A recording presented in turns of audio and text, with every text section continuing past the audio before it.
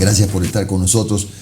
Sabemos que habrá un ingreso a las arcas fiscales de más o menos 6.500 millones de dólares por concepto de no sé si llamarlo una nueva carta de intención. ¿Qué compromete el Ecuador en esta firma de ese documento del que la verdad sea dicha poco se sabe?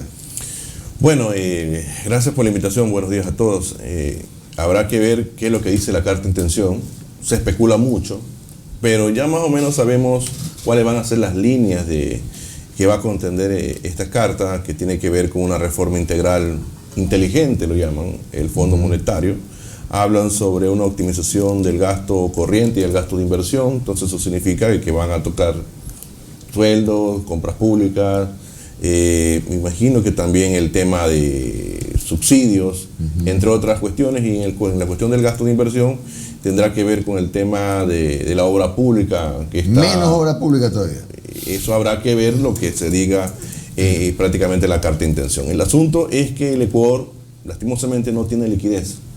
No tenemos banco central para crear dinero y lastimosamente dependemos de la deuda. Entonces, sea con el FMI o sea con China, obviamente eso iba a implicar de una u otra manera que el Ecuador tenga que entrar en un proceso de ajuste, que tarde o temprano eso a la larga va a afectar a la clase media y a la clase popular. Pero es la situación en la cual ha venido marchando la economía ecuatoriana desde que se nos cae el precio del petróleo, que es del año 2015, y que lastimosamente no hemos podido todavía levantarnos. Esa es la realidad que atraviesa el país. Ahora bien, para seguir en las generalidades, ¿no? ¿A quién le va a tocar pagar esos 6.500 millones de dólares? Porque hay un plazo, hay un periodo de gracia. Sí, estamos hablando de que son prácticamente 4 años de gracia. Aparte está el proceso de renegociación. Obviamente va a haber una especie de oxigenación para el próximo gobierno casi en todo su periodo. No le toca. Y automáticamente al siguiente gobierno. Ese es el que está partido. Ese es el que realmente va a tener que pagar lo que es este crédito. Pero en la renegociación, estamos hablando a mitad del próximo gobierno, va a tener que hacer un desembolso fuerte de aproximadamente 2.000 millones. Porque con el tema de la renegociación se liberalizaron de pagar intereses el año 2021 y 2022, pero el 2023 habrá que pagar 2.000 millones de dólares, que es la amortización, porque así está dentro del proceso de renegociación que hizo el Ecuador. Pero habrá que ver qué es lo que hace el próximo gobierno. Lo que sí me preocupa es cómo el gobierno de Lenín Moreno ha afrontado el tema con el Fondo Monetario Internacional. ¿Y le parece mal que los intereses se ven bajos? Habrá que ver cómo se compara con lo que está haciendo Argentina, porque también Argentina entra en un proceso de renegociación. Y yo he escuchado al presidente Fernández indicar de que ellos van a entrar en un proceso de renegociación con el FMI, pero no van a hacer ajustes al pueblo, en líneas generales. Entonces, por eso es que a mí me llama la atención cómo el gobierno de Lenín Moreno ojalá entre en un proceso de negociación con respecto a la carta de intención que no lesione la capacidad adquisitiva de la clase media y la clase popular. Entonces, eso es lo que realmente debería estar dentro del tema de discusión. Lastimosamente, poco se ha hablado sobre el tema, ya faltan pocos días ya para justamente que se haga público la carta, todo se ha mantenido en sigilo. ¿Y por qué tiene que ser así, todo con sigilo? ¿Por qué? No ¿Eso sé, dice la ley o qué? No, eso no dice la ley, es una cuestión de actitud. O sea, si la transparencia de todo gobierno, que es la clave para eliminar corrupción y de una otra forma hacer transparente todos los procesos administrativos del Estado, debería también conocer la ciudadanía qué es lo que se está negociando tras bastidores con el tema del acuerdo con el Fondo Monetario Internacional. Antes de darle paso a Omar, ¿y la baja del riesgo país tiene que ver con la renegociación de la deuda, con lo que el FMI ya nos guiñó el ojo, que nos manda 6.500 millones, etcétera? Tiene que ver con eso, y también acuérdense que el riesgo país muestra el nerviosismo de los mercados internacionales, los acreedores que... Pero no es que cambió la fórmula de cálculo del riesgo país también, que ahora hay otros parámetros. Sigue siendo subjetividad de los mercados internacionales adornados con cálculos matemáticos.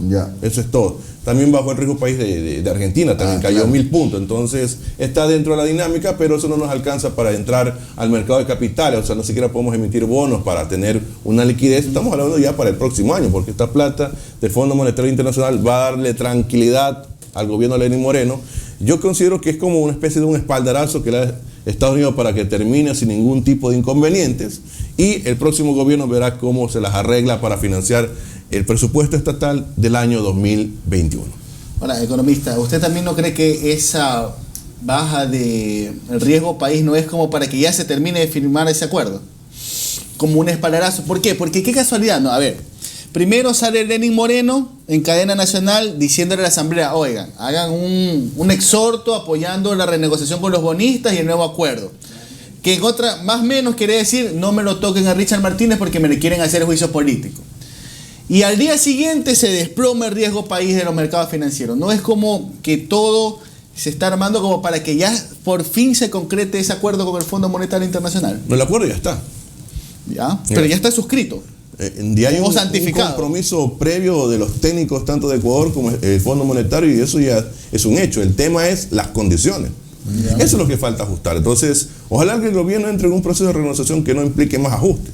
Porque, por ejemplo, si ponen ahí una reforma integral inteligente de subir el IVA, eso obviamente va a golpear a la clase media, a la clase popular, como inclusive está afectando con el tema de las plataformas. De las plataformas digitales, que estaba viendo su programa y que de una otra forma, eso se discutió el año pasado. El tema es que entra en un proceso de aplicación ya justamente en estos meses, que a la larga también va a afectar a la clase media y a la clase popular. Entonces, si están hablando de, por ejemplo, seguir recortando obra pública, estamos hablando de cuál es la proyección del gobierno y del país en cuanto al camino del desarrollo de los próximos 4 años. O sea, ¿el sector privado va a reemplazar la inversión pública? Yo creo que no. No ha habido todavía ese mecanismo de reemplazar la inversión pública con respecto a la inversión privada, y eso es lo que realmente debería preocupar, porque la Constitución Política del Ecuador dice en el artículo 290 que todo crédito que venga tiene que ir para infraestructura, para carreteras, para hospitales, para escuelas, y eso es lo que debería hacer el gobierno nacional. Si entramos a cumplir con, por ejemplo, compromisos de gasto corriente, no digo que no hay que pagarle los sueldos a los sectores públicos. Hay que pagar, lógico. Hay que pagar, pero te habrá que buscar otros rubros. Claro. Una optimización del presupuesto que vaya justamente al cumplimiento y esta plata sirva específicamente para obra pública. Y la normativa actual en el país permite que ese dinero que venga se gaste en gasto corriente como sueldos. No, la Constitución dice que tiene que ser para obra pública. Dice que tiene que ser para obra pública. Si vienen para obra de infraestructura. Si vienen 2.000 millones de dólares en octubre, digamos, los primeros del Fondo Monetario, eso no va a servir ni para pagar proveedores ni para pagar sueldos. Bueno, los proveedores tienen que ver con obra pública anterior y a lo mejor sirva para cumplir eso. Buscarán alguna vía. Buscarán el tema de inyectar liquidez a través de los créditos. También se buscaría la forma de adornar el tema del gasto de inversión, pero para pagar sueldos yo veo complicado, solamente que el gobierno haga un ajuste en el presupuesto y rubros comprometidos para obra pública con el presupuesto estatal vía impuestos se vaya para el pago de los proveedores y esa plata sirva para financiar la obra pública que queda de este año. Bueno, eso es lo que yo presumo lo que va a hacer el gobierno en los próximos meses. Claro, ahora bien, si no era el Fondo Monetario Internacional, porque mucho se ha hablado de que sí, que hay otras formas, hay otras puertas que se pueden tocar, pero Ecuador, en la situación en la que está de liquidez, en medio de una pandemia y estando como está el mundo en una recesión terrible por el coronavirus, ¿había posibilidades de que se abran otras puertas que no sean como las del Fondo Monetario? Está en la negociación con China. Ojalá entre esos 2.400 millones se va a ayudar un poquito más a poder financiar ya el presupuesto del próximo año, porque me imagino que las necesidades de liquidez, y eso lo tendrá que presentar el ministro de Finanzas y luego el gobierno, van a ser más o menos de aproximadamente 7.000 millones para el próximo año. Estamos hablando de que el déficit todavía no se ha cerrado en la vía como se necesita para el país. Si bien es cierto, la recaudación tributaria ha bajado 1.500 millones. A ver, con respecto al 2019. Ya, correcto. Pero con respecto a la meta del gobierno, la diferencia no es mucho. Estamos hablando de 50 millones. Importante. Con respecto a lo que planteó el gobierno este año versus a lo que se ha recaudado. O sea, ya el gobierno había calculado esa baja. Es que por fin se sinceró la recaudación tributaria. Toda la vida ha aumentado la recaudación tributaria. Por eso que fingieron una especie de disminución de déficit fiscal que nunca hubo. Siempre el déficit fiscal sobrepasaba los 4.000 millones, pero siempre lo ponían en la proforma que era de 3.200, 3.300, porque se inflaban los recursos en cuestión de recaudación tributaria y eso ya a la práctica se sincera. Entonces, para usted ha habido un mal manejo de la política económica ecuatoriana. Bueno, el tema de la política económica, nosotros siempre hemos dicho que tiene que ser el tema de austeridad. Bajar impuestos, tema de IVA, un tema que nosotros defendemos, bajar tasa de interés para mejorar el crédito tributario del país, entrar en una especie de flexibilidad, pero específicamente a un sector bien determinado, que es los jóvenes, para que ellos puedan estudiar y trabajar. Entonces, pero con contratos que rijan para el futuro, no lo que ha hecho el gobierno nacional con respecto a la ley de apoyo humanitario, que son con los contratos vigentes, donde se están violando los derechos de los trabajadores y los principios constitucionales. ¿Y cómo bajamos los intereses? Pues todos queremos lo mismo. Sencillo. Sencillo, Decisión de la Junta de la Política Monetaria. Pero eso se puede hacer a dedo, por decreto, por disposición de... Está dentro de las atribuciones que tiene la función ejecutiva a través de la Junta, y que lo que tienen que instrumentar, en este caso, el Banco Central. El tema es, y le pongo un dato, ¿no? Tasa de microcrédito, que uno de los... 18%. No, 26% está en Ecuador. Perdón. Estamos hablando de Panamá, que economía dolarizada, 9%. Y El Salvador, 10%. Entonces, ahí usted se da cuenta la diferencia abismal entre una economía de El Salvador, que es más pobre que el Ecuador, que tiene un PIB per cápita de 4.000, nosotros tenemos 6.000, que tiene niveles de desigualdad casi parecidos al Ecuador. La tasa de microcrédito es mucho más conveniente que la ecuatoriana. Entonces, el asunto es que la fijación de las tasas de interés, aparte de que muestra la ganancia y ciertos tributos, le da subjetividad a la banca de poder definir el porcentaje de tasa activa que tiene que cobrar en el mercado. ¿No será que lo que falta también es estimular, por ejemplo, el sistema cooperativo? Porque con el sistema cooperativo fuerte, esa es una sana competencia para la... Bueno, hay un sector cooperativo fuerte, está regulado por la Superintendencia de la Economía Popular Solidaria, y ha ayudado un poco a facilitar el microcrédito, pero la tasa sigue siendo elevada. Estamos hablando del 26%. Entonces, la única tasa que podríamos decir que es competitiva con respecto a los países dolarizados es la tasa de las grandes empresas. Entonces, y vemos que, por ejemplo, el plan Reactívate Ecuador, que es un plan estrella del gobierno, apenas ha logrado una cobertura de apenas el 9%. ¿Cuánto se ha situado? ¿Cuánto se ha recuperar los empleos que se han perdido más en un millón? ¿Y cuánta plata se ha colocado de ese crédito? Que no era mucho, eran 1.200 millones, creo. Se estimó 1.200, pero se han entregado 189 millones. En total, así a la Por eso es que se han perdido 1 millón de empleos y prácticamente hay un empleo inadecuado de aproximadamente 5 millones.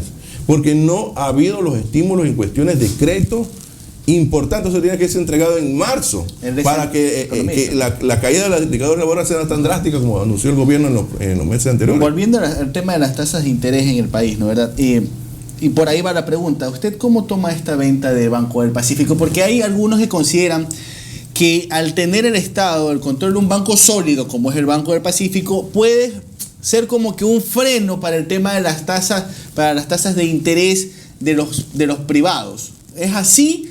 ¿Y usted ve positivo que el Estado se deshaga de quizás del segundo banco más sólido del país? El segundo más sólido del Ecuador, sí, señor. A ver, si lo quieren vender, tiene que ser vendido a buen precio, porque el banco genera rentabilidad. 800 si no millones, lo quieren vender, bueno, los recursos tienen que ser canalizados a la función de todo banco y debe ser orientado a la política social. Entonces, insisto, si lo van a vender, que lo vendan a buen precio. ¿Qué es un buen precio del Banco del Pacífico? Buen Pacífico? precio que se lo cotice de acuerdo a los precios internacionales y que el proceso sea transparente. Eso es lo que... O sea, no solo sumar activos y restarle pasivos. Porque yo considero, y eso es una apreciación que lo hemos venido manteniendo durante mucho tiempo, que los sectores estratégicos, estamos hablando de energía, petróleo, electricidad, temas de hidroeléctrica, deben estar en poder del Estado. También quien mucho abarca poco aprieta. Y eso es una de las cosas que, por ejemplo, el gobierno anterior no lo pudo concretar, más bien expandió a las empresas públicas y que a la larga se hicieron imposibles de manejar. La mayor parte tiene saldo rojo y a lo mejor tenemos que entrar en un proceso de optimización de cara a lo que se viene en los próximos meses. Pero optimización significa para usted monetización o qué significa? Para nosotros o mejorar la administración para no vender como gallina con peste, pues. O sea, habrá que poner las cartas y cómo está el mercado. O es concesión o es venta o monetización. Pero tiene que el Estado desprenderse de empresas que le están generando pérdida en su presupuesto. Pero en este momento, le pregunto, economista, en este momento cuando están las empresas, sobre todo la publicidad negativa de las empresas es tremendamente grande en muchos sitios. Y eso contribuye a que el precio siga bajando. Entonces el problema está en vender, como decía hace un momento, vender las empresas públicas como si fuera una gallina enferma. Es que ya está enferma. TAME está enfermo.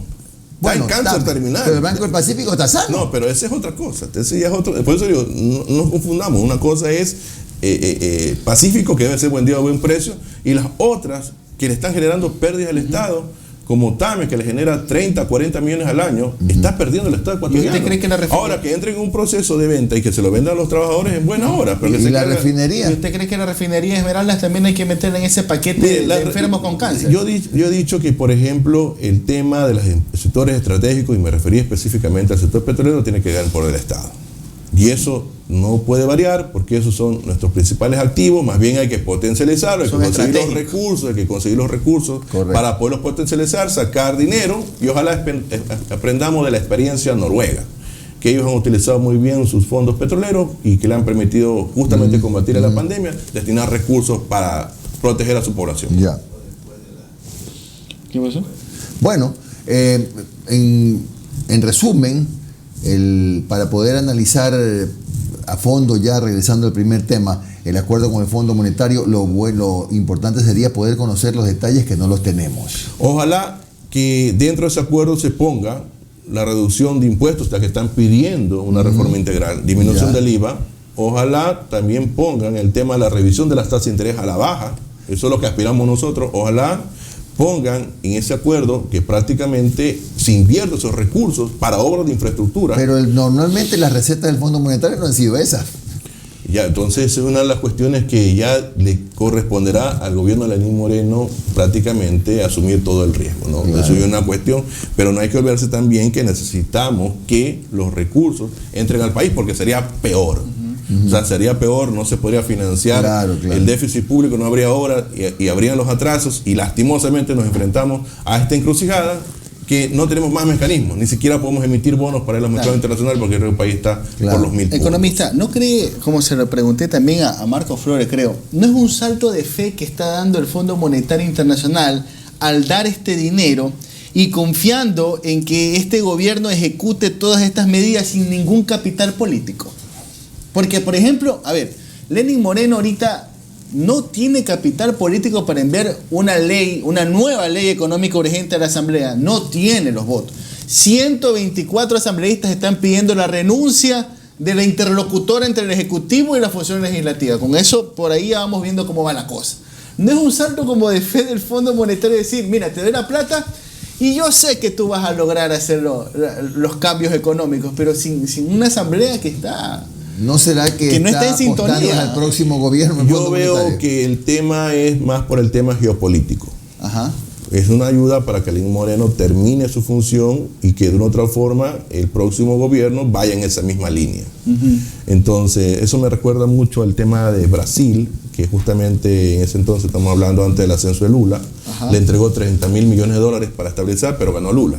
Claro. La cuestión, el asunto es que cualquiera que gane la presidencia de la República tiene que entrar a hablar con el Fondo Monetario Internacional y hay que aprender la experiencia argentina. Con mesura han logrado resolver su tema de renegociación y también necesitan del Fondo Monetario Internacional, pero vamos al tema de las condiciones. Por eso que esa es mi apreciación en función de la experiencia argentina.